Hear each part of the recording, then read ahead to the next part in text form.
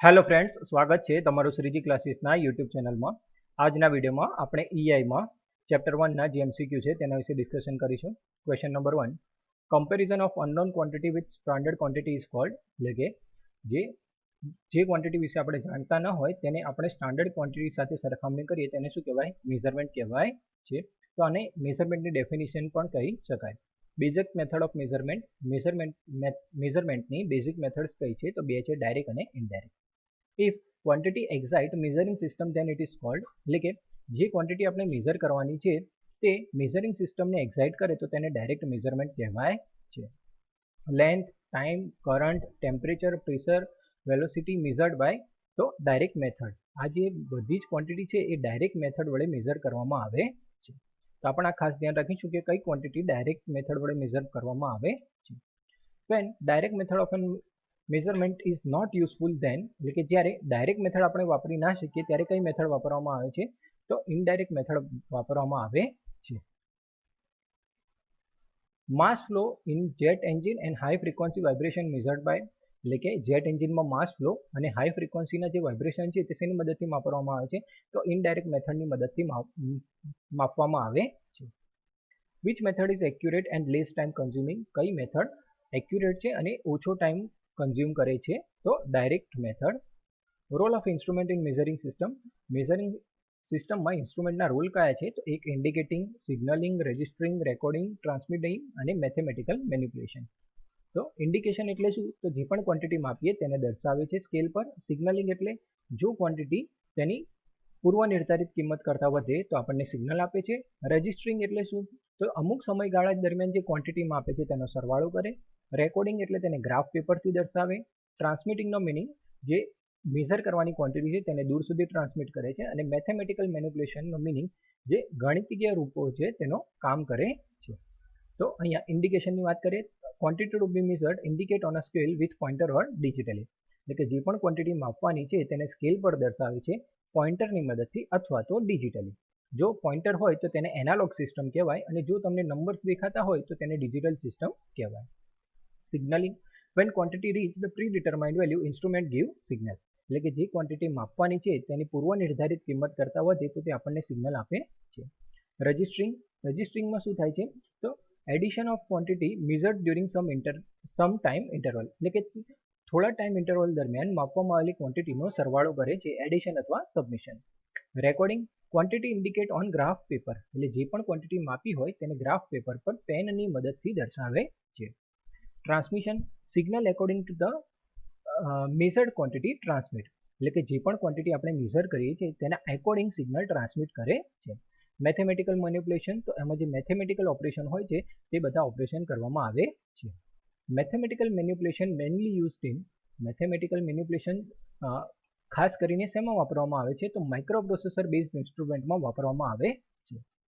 એના પછી વાત કરીએ ટાઈપ્સ ઓફ ઇન્સ્ટ્રુમેન્ટ. ઇન્સ્ટ્રુમેન્ટના કેટલા પ્રકાર છે? તો એબ્સોલ્યુટ અને સેકન્ડરી ફર્સ્ટમાં, બીજામાં ઇન્ડિકેટિંગ, રેકોર્ડિંગ અને integrating. Absolute instrument indicate measured quantity in the form of. એટલે કે જે એબ્સોલ્યુટ ઇન્સ્ટ્રુમેન્ટ છે તે મેઝર્ડ ક્વોન્ટિટીને શેના ફોર્મમાં દર્શાવે છે? તો ઇન્સ્ટ્રુમેન્ટ કોન્સ્ટન્ટના ફોર્મમાં દર્શાવે છે. એના પછી which type of instrument does not required calibration. કયા પ્રકારના ઇન્સ્ટ્રુમેશનમાં કેલિબ્રેશન રિક્વાયર્ડ નથી? તો એબ્સોલ્યુટ ઇન્સ્ટ્રુમેન્ટમાં કેલિબ્રેશનની જરૂર નથી. Example of absolute instrument. Absolute ઇન્સ્ટ્રુમેન્ટનું એક્ઝામ્પલ શું છે? તો ટેન્જન્ટ ગેલ્વેનોમીટર છે. કદાચ એનું જો ઇક્વેશન પૂછે તો એનું ઇક્વેશન આ રીતે અપાય છે, S = h/2πn × tan θ. અહીંયા બધા જ કોન્સ્ટન્ટના નામ ને એવું આપેલું હતું, પરંતુ એ અત્યારે પૂરતું આપણે જરૂર નથી. જો તમને લાગે તો બધાના કોન્સ્ટન્ટના નામ એકવાર જરૂર વાંચી દેવા. Which type of instrument required calibration. કયા પ્રકારના ઇન્સ્ટ્રુમેન્ટમાં કેલિબ્રેશનની જરૂર હોય છે? તો secondary. Which type of instrument widely use. કયા પ્રકારનું ઇન્સ્ટ્રુમેન્ટ વ્યાપક પ્રમાણમાં વપરાય છે? તો સેકન્ડરી.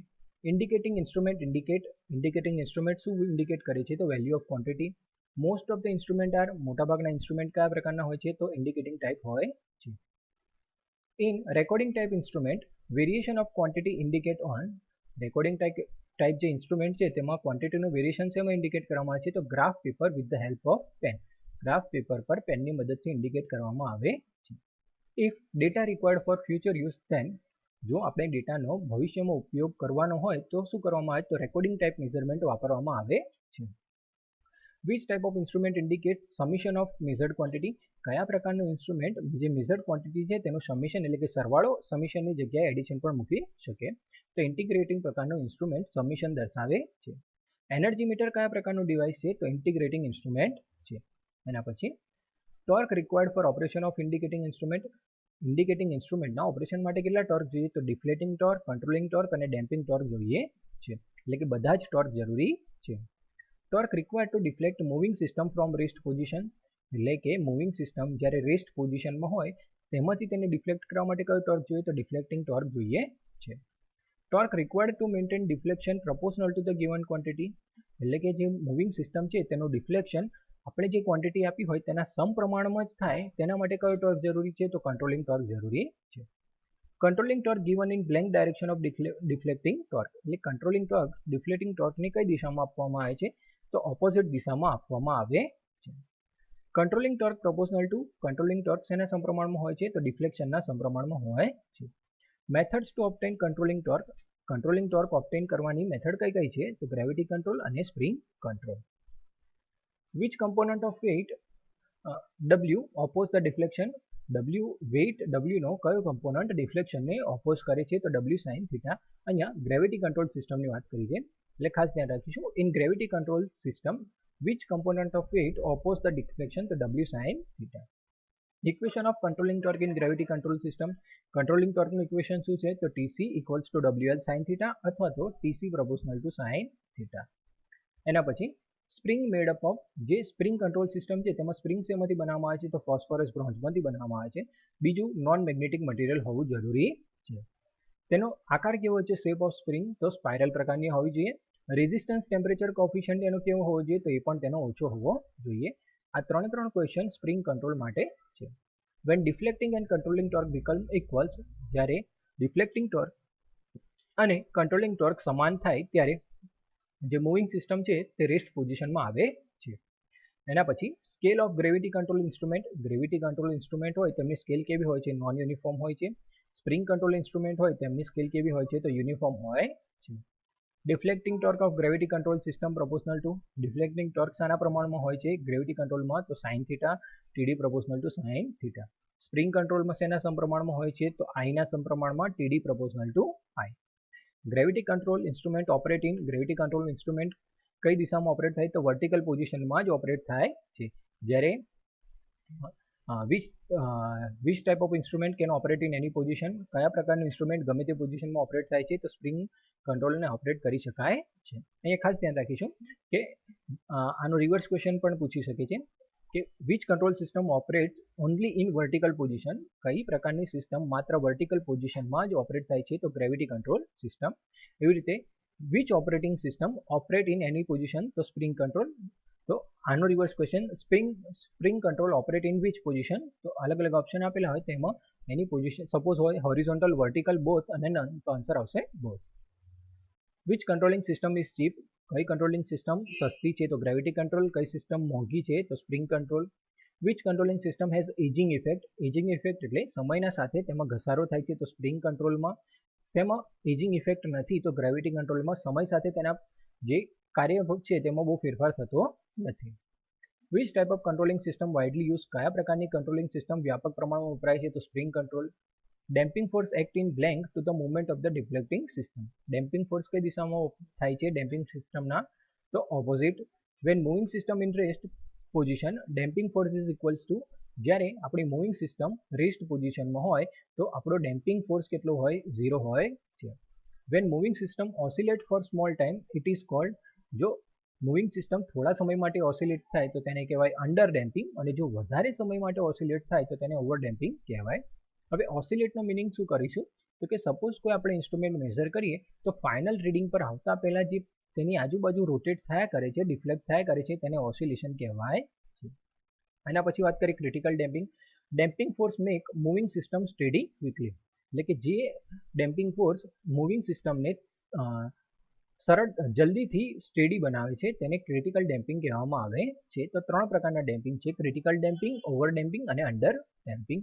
જો થોડી વાર ઓસિલેટ થયા કરે તો અંડર ડેમ્પિંગ, જો વધારે સમય ડેમ્પિંગ થાય તો ઓવર ડેમ્પિંગ, અને જો તરત જ પોતાની ફાઇનલ પોઝિશન પર આવી જાય તો ક્રિટિકલ ડેમ્પિંગ કહેવામાં આવે છે.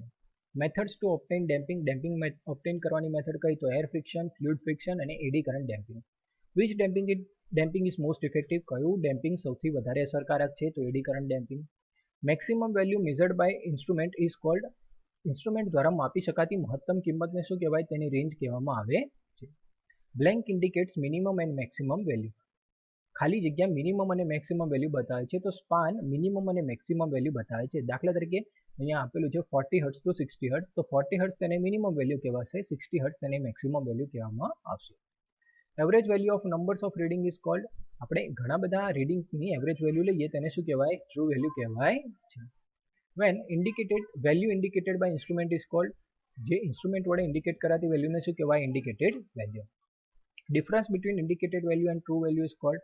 ઇન્ડિકેટેડ વેલ્યુ અને ટ્રુ વેલ્યુ વચ્ચેના તફાવતને શું કહેવાય? એરર કહેવાય છે. પર્સન્ટેજ એરરનું સૂત્ર આ પ્રમાણે આવશે: indicated value minus true value divided by true value into 100. તો આ ઇક્વેશન પણ ખાસ યાદ રાખવાનું છે. If indicated value is 3.4 ampere and true value is 3.5 ampere, find error. આ રીતે કદાચ નાનો એક્ઝામ્પલ આપે તો આપણે આ રીતે ફાઇન્ડ કરીશું. ઇન્ડિકેટેડ વેલ્યુ છે 3.4, ટ્રુ વેલ્યુ છે 3.5, તો બંનેમાં વેલ્યુ મૂકી દઈએ અને આને સિમ્પ્લિફાઈ કરીશું તો આન્સર આવશે -2.86. Changes applied to indicated value to obtain true value is called? એટલે કે ઇન્ડિકેટેડ વેલ્યુમાં જે ચેન્જીસ આપણે એપ્લાય કરીએ છીએ ટ્રુ વેલ્યુ મેળવવા માટે તેને શું કહેવાય? કરેક્શન કહેવામાં આવે છે. કરેક્શન હંમેશા કેવું હશે? ઓપોઝિટ હશે, ખાસ ધ્યાન રાખીશું. Ratio of output response to input change is called? એટલે આઉટપુટ રિસ્પોન્સ અને ઇનપુટ ચેન્જના રેશિયોને શું કહેવાય? તો સેન્સિટિવિટી કહેવાય છે.